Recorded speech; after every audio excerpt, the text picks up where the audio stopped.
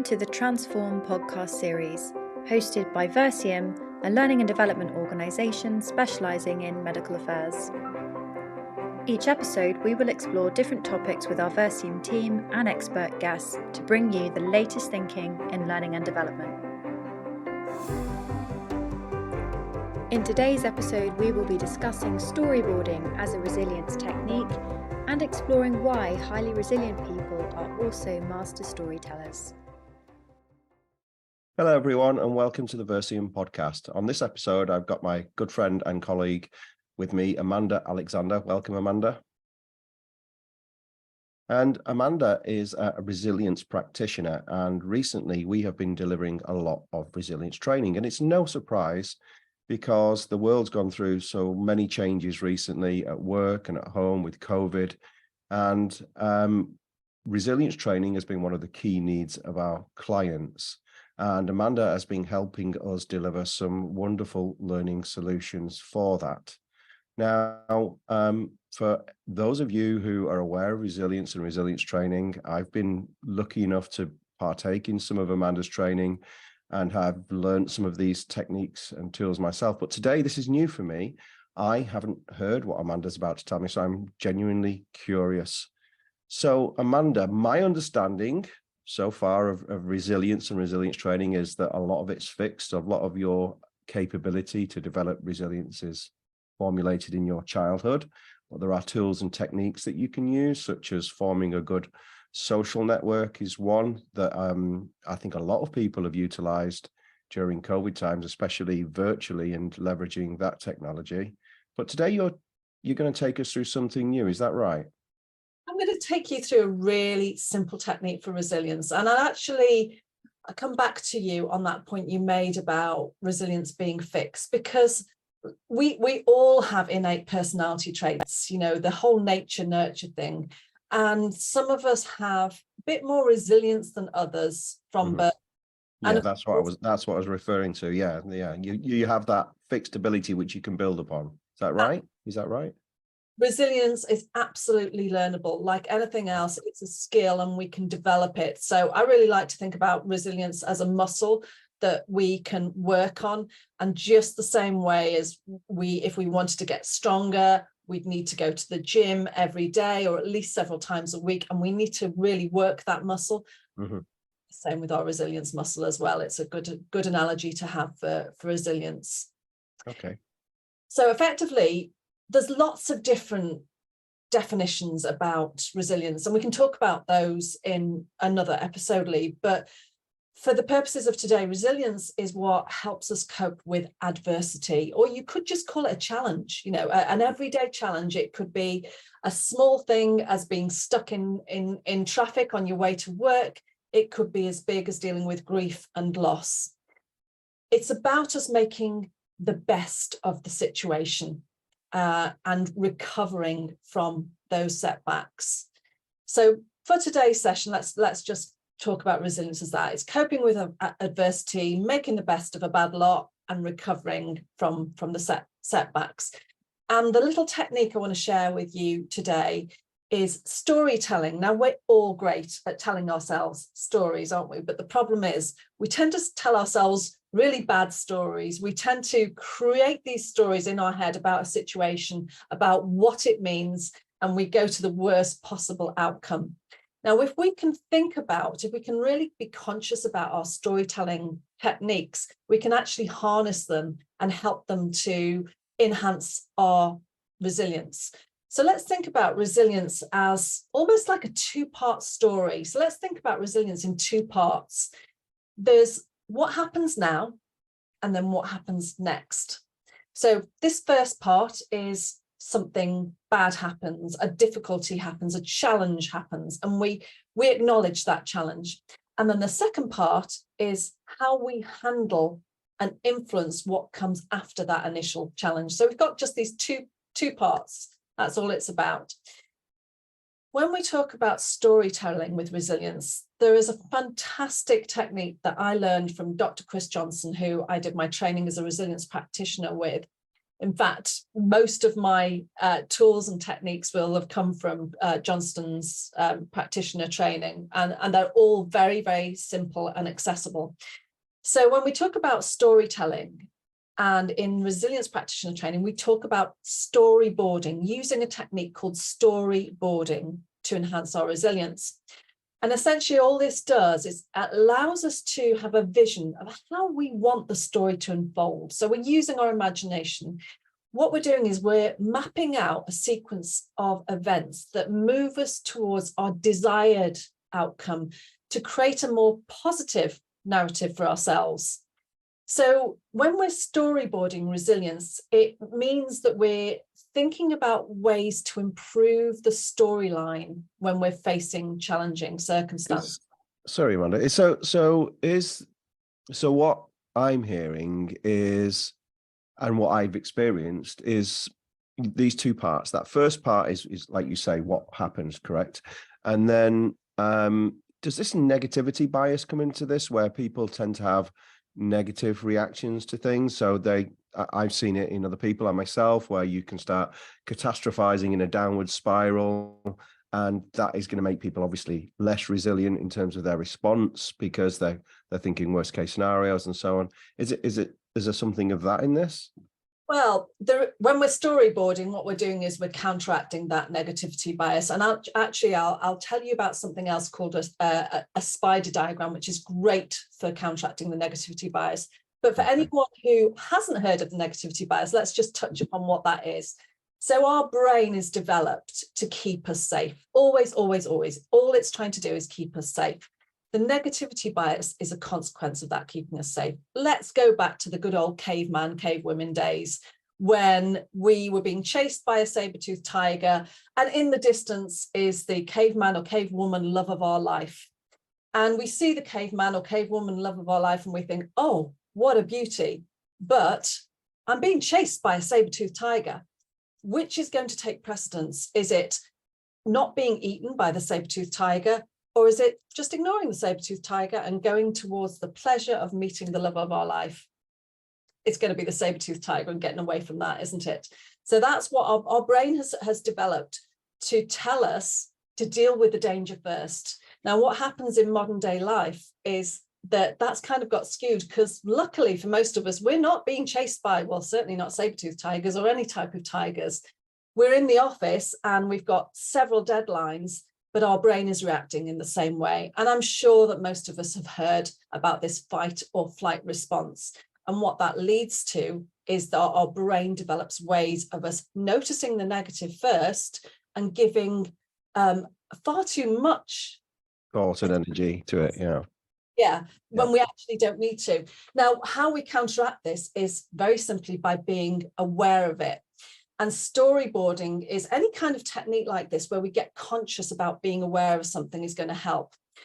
Before I go into the storyboarding, and it's very simple, there's 4 steps to it. Let's just kind of pause on that negativity bias and let me tell you about something called the spider diagram.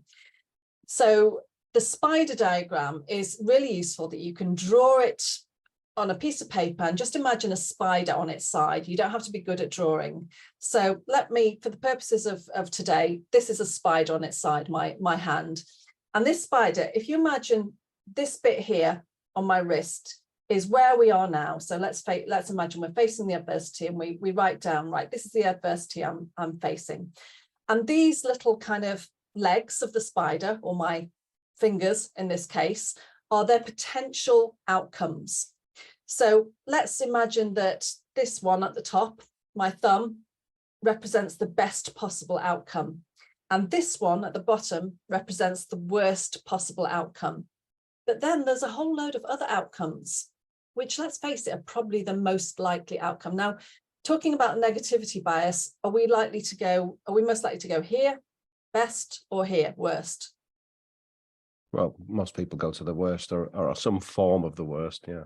Exactly. So we're going to find this easy to write down on our piece of paper, on our little spider diagram. This one might be a bit harder, but then we can start using our cognitive abilities to go, okay, well, what are the most likely? There's always going to be multiple potential diagrams, outcomes. None of us can foresee the future. So the idea of the spider diagram is that each leg of that spider represents a different version of how things could unfold. And even when we're on a downward slope, even when it feels like this just isn't going to work out, there's still a chance for things to improve. Now that helps us to shift away from that negativity bias. Really, really useful. Let's look at storyboarding now, and let's look at the 4 key elements of storyboarding. Now we go into a lot more detail in our workshops and when we're coaching people with storyboarding, and we have a wonderful template with this. So for the purposes of today, I'm just going to give you a quick and dirty version of storyboarding and how we can use it for resilience. So as I said, we've got 4 key elements. The first is the main character. So the main character is us. Here's me facing this, or we could use this with somebody else if we're helping somebody else, a colleague, a child, a friend, whoever it is, someone who wants to build resilience in a particular situation. So first of all, we go, here's me facing this. And that phrase is a phrase that Dr. Johnson teaches. Here's me facing this. Now, what that does is it gives us a bit of distance by saying, here's me. It allows us to almost visualize ourselves in the situation, gives us a bit of distance, and that enables us to think more rationally, which is always a good thing. Can I just jump in there? Yeah. I just jump in, Amanda? So it's like when people take therapy, when they're in a drama or in a situation, often they take a position, one of 3 positions, don't they? Which is the perpetrator, the rescuer, or the victim within that situation. What you're doing here. So that's what people naturally do, and you almost have to, therapists work to separate you from those positions. And what you're saying is this naturally separates you from that position by looking back at it. Is that right? Yeah, that's exactly it. And there's all sorts of depending on what field of therapy or CBT, cognitive behavioral therapy, or coaching, or whatever you're coming from, there's a version of this, isn't it? Perceptual position. Taking that stance. Absolutely right. So here's me facing this situation. The second step is, so what is the adversity or the challenge that this character, me, is facing? So we acknowledge it. We highlight the difficulty. We look at what specifically is challenging about the situation. Or getting your pen and paper out really helps when you're doing this. You're kind of coaching yourself. So once you've described what it is you're facing, this is when it gets interesting. This is when you're starting to really get into a much more empowering way of thinking. So think about what helps you in this situation. And it helps to think about what helps you in terms of strengths, insights, actions, relationships, or any other resources that the main character in this story can draw upon when facing this adversity. So I'll just say that again. So it might be our strengths, so our natural strengths. So I'm a really courageous person. That might be a strength. Insights. What is it? Let's get curious. And we talk a lot, don't we, with our clients about insights. We're always encouraging them to get curious. So this is where they can use that curiosity and look for what the insights are, what they can take from this situation.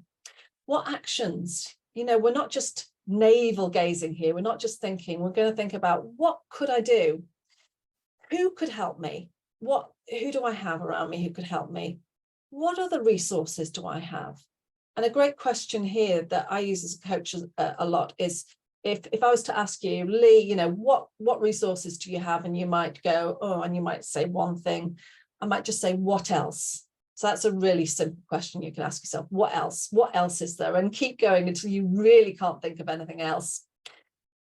And then the last of the 4 steps. So we've done the adversity faced. We've done the main character. Here's me facing this, the adversity faced, the helping factors. So the strengths, resources, the people, etc., etc.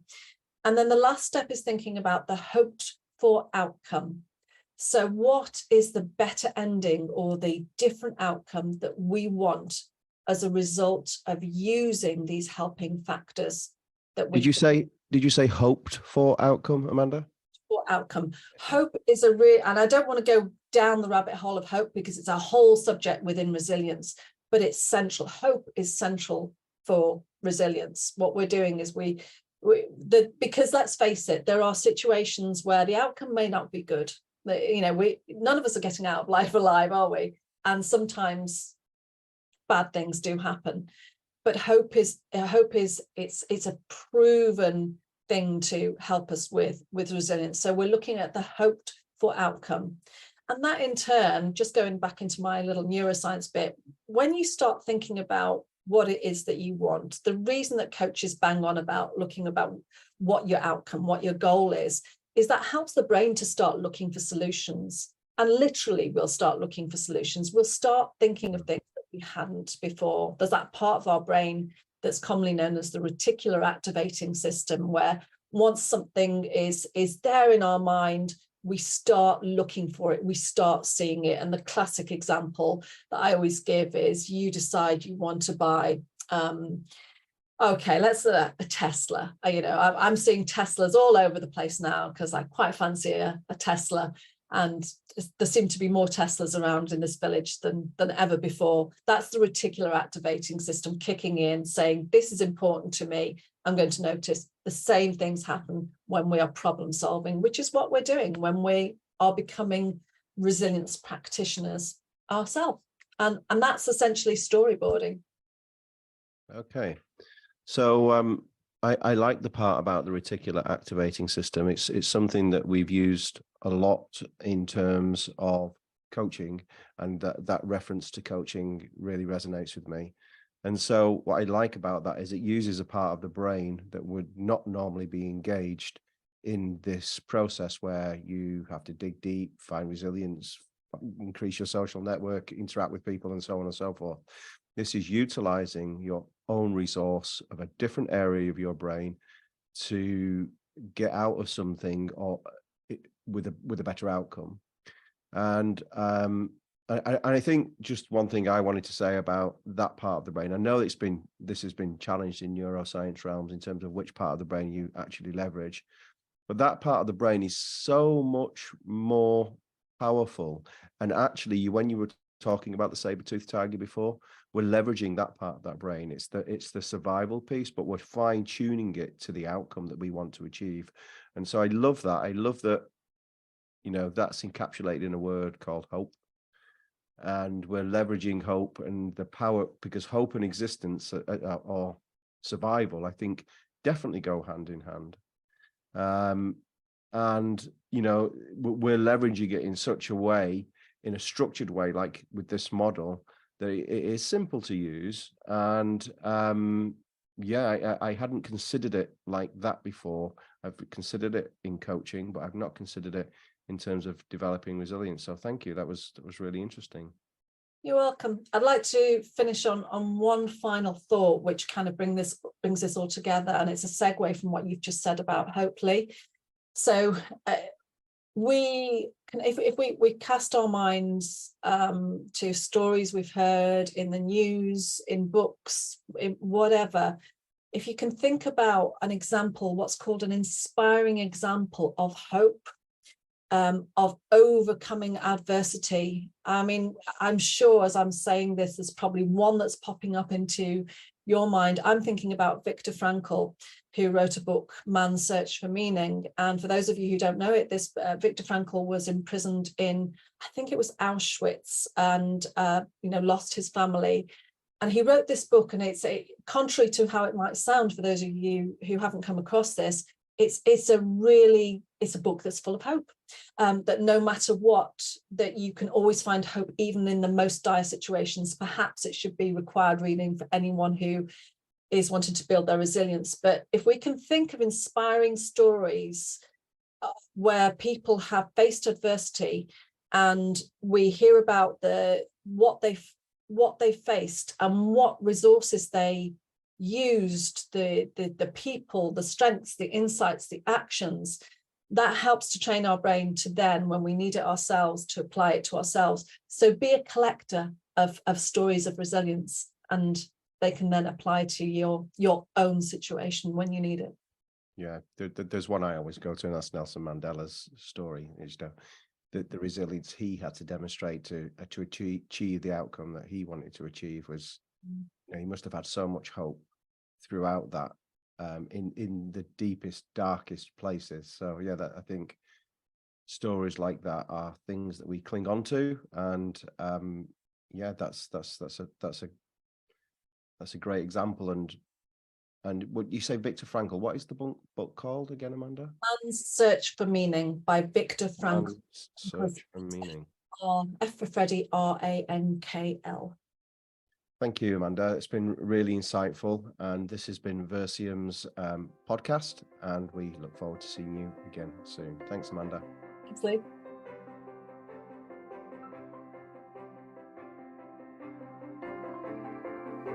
Thank you for listening to this episode. If you found it useful, please consider sharing with a colleague.